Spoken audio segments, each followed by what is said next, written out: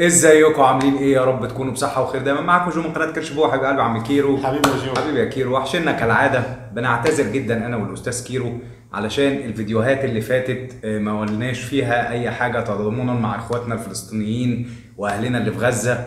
الفيديوهات دي كانت متسجله قبل الاحداث اللي حصلت. طبعا قلبنا مع اخواتنا كلهم في غزه، ربنا معاكم ويقويكم وينصركم يا رب. امين يا رب. بعد اذنكم ما حدش يزعل مننا، الفيديوهات كانت متسجله فربنا معاكم. النهارده معانا مطعم جديد في مدينه نصر. هو فتح فروع بعيد عن مدينه نصر ولكن جالنا بقى مصر الجديده، قلنا نجربه. احكي لنا يا عم كوكو. النهارده يا جماعه معانا مطعم اسمه فالنسيا. المطعم ده بالخلطه الاسبانيه وعامل شويه اختراعات حلوه، فقلنا نجربه ونقول لكم راينا ايه. يا مسهل يا رب. هنشوف هيعمل معانا ايه. وعايزين ايه يا باشا؟ عايزين 20,000 لايك وشير الفيديو في كل مكان. واللي لسه ما اشتركش في القناه بعد اذنك اشترك وفعل زر التنبيهات عشان يوصلك كل جديد. هنجيب كل ما هو جديد ونرجع لكم على طول. واوعوا تروحوا اي حاجه. وها قد حضرت الاشياء. طلع يا عم كوكو.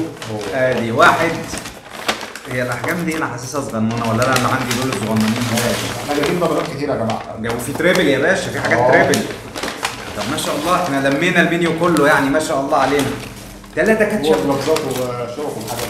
انت عندك كاتشبات؟ طيب انا عندي 6 كاتشب يا مفتري. ده الاوردر ايه؟ الاوردر 7 8 ايتمات بعد 6 كاتشب يا راجل. يعني انت لسه جديد فتح. احنا قلنا عنوانه فين؟ في عباس العقاد. في عباس العقاد معروف يعني، على جنب بنك القاهره. عند بنك القاهره في عباس العقاد. يا مسهل. الروايح شكلها كويسه. هنظبط الحاجه دي ونرجع لكم على طول. وها قد عدنا لكم من جديد. وحابب بس اقول كلمتين في المختصر السريع. المطعم ده اللي استفزنا ان احنا نجربه انا وكيرو ايه؟ كميه بلوجرز ولا بلوجرز ولا كميه اعلانات للمطعم. جاب بلوجرز بتوع الاكل وجاب بتوع اللبس وجاب بتوع الكوميديا كلهم. اتمنى انه ما يكونش اعلان ويكون إن فعلا الناس دي الاكل اللي كلوه عجبهم، علشان النهارده هنعرف الحقيقه. فعشان كده جبناه نجربه. واول حاجه معانا زي ما انتم شايفين كده، ده ريزو بالفراخ وعليه كده ايه نقطتين صوص. اتمنى انه يكون صوص الريزو او اللي هو السويت شيلي او الحراق عامه. الباكينج لذيذ، فيه منديل وجلوفز وشوكه كويسه. سعره 45 جنيه. 55 جنيه يا عم. 55 جنيه انا بضحي. يا مسهل يا رب. حته فراخ وصوص. بص الصوص متلحس.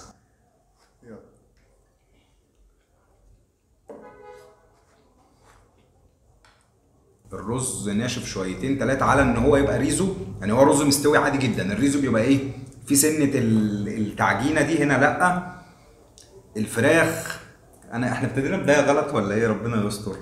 ناخد معلقه تانية. طيب بدايه غير موفقه بس السندوتشات بجد والله العظيم يعني حاسس ان هنشوف حاجات جامده قوي. بس ايه ده؟ اولا الرز مش رز ريزو ولا فيه بهارات خالص بتاعت ريزو. يعني حتى لو كلنا الرز لوحده كده ما كانش ليه طعم خالص ونشف مش حلو. حضرتك خدت بالك ده ايه اساسا؟ ده كاتشب غالبا.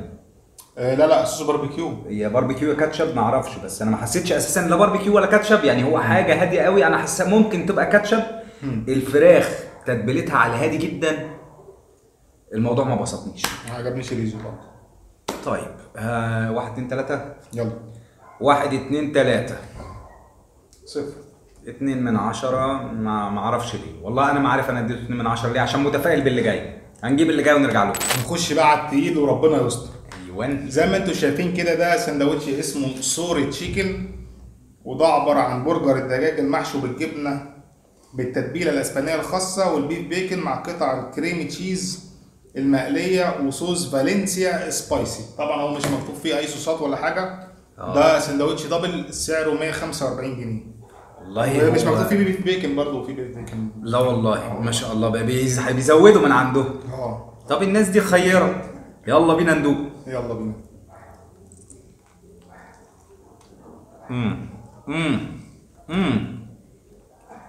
هو ايه البيف بيكن ده؟ هو البيف بيكن ني ولا ايه؟ انا عايز افهم. انت ايه البيف بيكن عامل معاك ايه؟ لا انا عندي تقطع عادي. لذيذ، طعمه لذيذ مش بطال ولكن متقطع تخين. اوكي نرجع تاني للفراخ. طيب نرجع سريعا كده. لقمة العيش لذيذة فوق المتوسط. افضل حاجة واقوى طعم جه معايا اللي هي البايتس بتاعت الجبنة الكريمي دي بصراحة وهمية. دي فيها شيتوس. وهمية. ما حسيتش بصراحة. التتبيلات عندهم يعني هو بيقول لك بالتتبيله الاسبانيه صح؟ التتبيله ضعيفه قوي، تتبيله الفراخ ضعيفه. الفراخ نظيفه الى حد ما، بس المفروم مش هيبان فيه لسه، بقى معانا الفراخ الحقيقيه جايه قدام.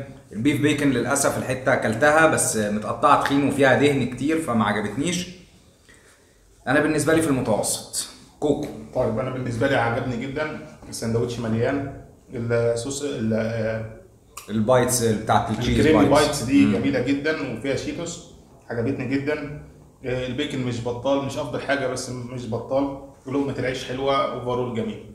تمام. انا بالنسبه لي متوسط، كيلو جميل. نعد 1 2 3. يلا بينا. 1 2 3. 8.5 من 10. 5 من 10 وكيلو 8.5. ويلا بينا نكمل في الساعات. نخش بقى بالتقيل، وزي ما انتم شايفين كده ده اسمه تشيلي سبايسي، عباره عن لحم سماش برجر مع صوص جبنه وصوص شيلي وقطع فلفل هالبينو وخس وطماطم وخيار مخلل.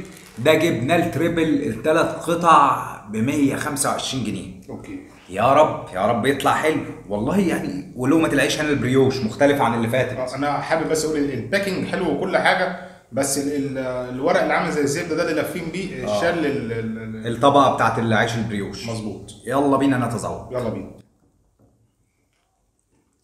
طماطم كتير قوي عندنا، نشيل الطماطم اتهرت للاسف، فايه بقى طعم الحته اللي معايا دي طماطم. نشيل الطماطم ونرجع ندوق.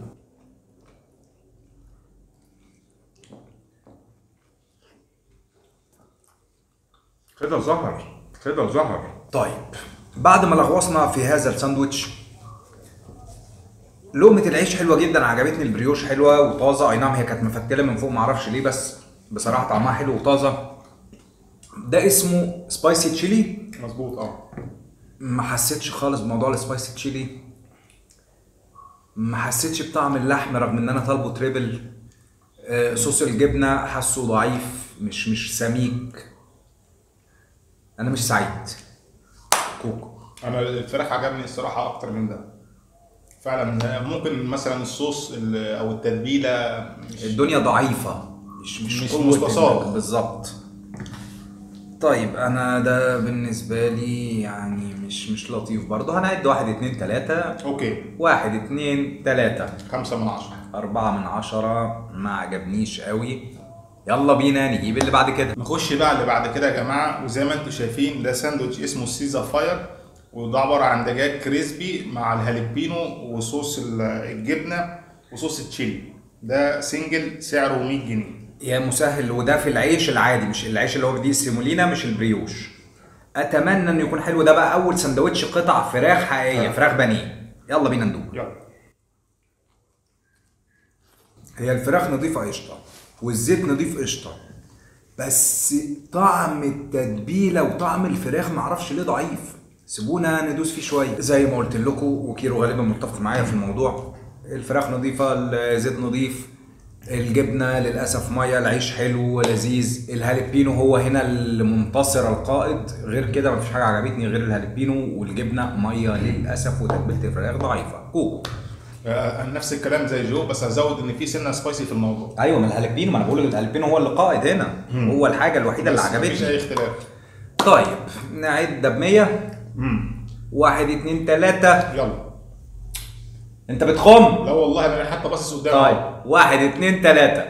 4 من 10. هي والله العظيم. ايوه انا المره دي نزلت عن ال5 لاني مش مبسوط. لا ما انا مش مبسوط حتى الان من بدايه الريزو بصراحه. الموضوع يعني هو كان عارف يعمل دعايه حلوه قوي، بس مستوى الاكل مش بنفس مستوى الدعايه اللي هو شاطر فيها. دعونا نكمل ونشوف اللي بعد كده ونرجع تاني للسماش برجر. وده زي ما انتم شايفين كده اسمه بيف بيكن، عباره عن لحم سماش برجر مع صوص جبنه وبيف بيكن وصوص الالف جزيره وخس وطماطم وخيار مخلل. ده جبناه سنجل سعره 80 جنيه. اوكي. لما نشوف صوص الالف جزيره، يعني احنا ما عجبناش التريبل، هيعجبنا السنجل. ربنا يستر. يلا بينا. عيش البريوش هنا برضو هم متنوعين في العيش. يلا بينا.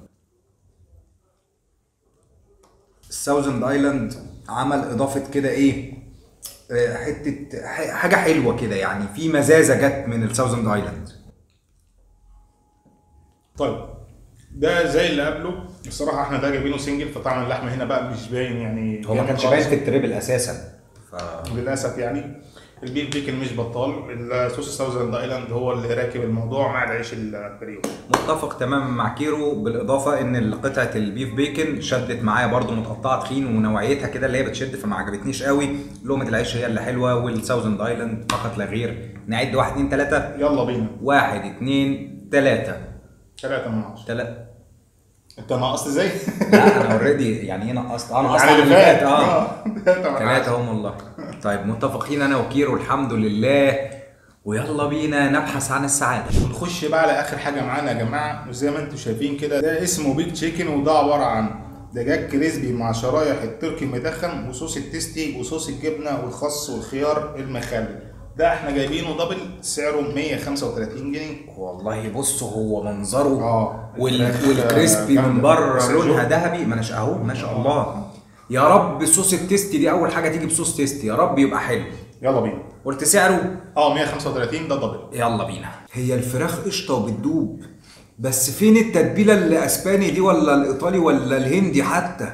مش عارف. هو اللي مبوظ طعم السندوتشات او اللي مش مخلي ليها طعم تتبيله. الحاجه جميله والله ونظيفه وقشطه اهو قدامك اهو، ولقمه العيش بتدوب معاك في بقك وحاجه جميله، والتيستي هنا حلو، ولكن التتبيله الفراخ ضعيفه جدا. زي ما قلت لكم الحاجه كلها نظيفه قوي وحلوه قوي، الوقعه في التتبيله. وكنت احب ان هو صوص التيستي يزوده اكتر، لانه برضو قليل بسيط، فانت مش عامل تتبيله جامده ولا حاطط صوص جامد، فانا باكل هوا. ده رايي في هذا الساندوتش. مش قادر اقول برضو من عجبني، لا ما عجبنيش كوكو. هو طبعا مليان فراخ ما فيهوش اي اعتراض، بس في نفس الوقت انت بتاكل حاجه مش متبله، فانت مش حاسس بطعم بالظبط، فاهمني؟ بس كده. طيب نهايه الفيديو، الناس دي بتستخدم لقمه عيش حلوه قوي، سواء البريوش او العاديه اللي بدي السيمولينا. الناس دي بتستخدم زيت نظيف قوي قوي فوق الخيال. الناس دي بتستخدم فراخ فريش قوي، بتقلي الحاجه بالملي. صوصاتها ضعيفه جدا، تتبيلتها مش موجوده، ريزو سيء، بس كده. اللحمه مش حلوه. عامه ما حسيتش لا بطعم لحم ولا بطعم تتبيله في الاثنين البرجر اللي كلناهم، سواء التريبل او السنجل. يعني جبنا التريبل وجبنا السنجل، الاثنين طعم اللحم فيهم ضعيف. ايه اللي عجبني اكتر؟ الفراخ عجبتني اكتر من اللحمه، ده رايي انا. كوكو الفراخ طبعا. طيب افضل اثنين لغايه دلوقتي، اول واحد واخر واحد. هل المطعم يستحق هذه الضجه اللي احنا شفناها على السوشيال ميديا وكنا هنموت ونجيبه؟ احنا بقالنا اسبوعين بنحاول نجيبه يا جماعه من كتر الضجه دي بصراحه، بس لا طبعا ما يستحقش الضجه دي، يعني الموضوع ما عجبناش. نعد 1 2 3 ونشوف هندي كام للمطعم. يلا بينا. 1 2 3. 6 من 10. لا 3 يا باشا. انت عامل خاماته حلوه، ناقصه حاجات بسيطه، لذلك انا مديله 6 من 10. بص لو ظبطت الحاجات دي والله العظيم هتروح ل 8 و9 وهتبقى مبسوط قوي. انما انا كل الحاجات اللي كلتها التتبيله نو تتبيله، اللحمه نو لحمه، مفيش طعم اللحمه، الصوصات ضعيفه جدا، بقيه المكونات كلها جامده، بس مش عارف تظبط الدنيا دي بالتتبيله. اتمنى لك النجاح، انت نظيف جدا حصل. ولكن الطعم للاسف ما بيجيش معانا. وعايزين ايه يا باشا؟ عايزين 20,000 لايك شوف فيديو في كل مكان. واللي لسه ما اشتركش في القناه بعد اذنك اشترك وفعل زر التنبيهات عشان يوصلك كل جديد، ونشوفكم على غير فيديوهات جديده. وكان معاكم جو كرش بوي وكيرو. سلام.